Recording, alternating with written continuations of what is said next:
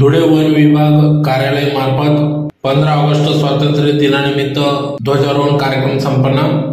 याबाबत अधिकृत असे की धुळे शहरातील वन भवन येथील वन विभागाच्या वतीने वन भवन कार्यालय येथील परिसरात ध्वजारोहण कार्यक्रम पार पडला। या प्रसंगी या ठिकाणी सर्व अधिकाऱ्यांच्या उपस्थितीत ध्वजारोहण कार्यक्रम पार पडला। तर याचबरोबर वन विभागात अतिशय उत्कृष्टपणे काम करणाऱ्या सर्व अधिकारी कर्मचाऱ्यांचा या ठिकाणी सन्मान सत्कार देखील करण्यात आला। प्रसंगी मोठ्या संख्येने अधिकारी कर्मचारी उपस्थित होते।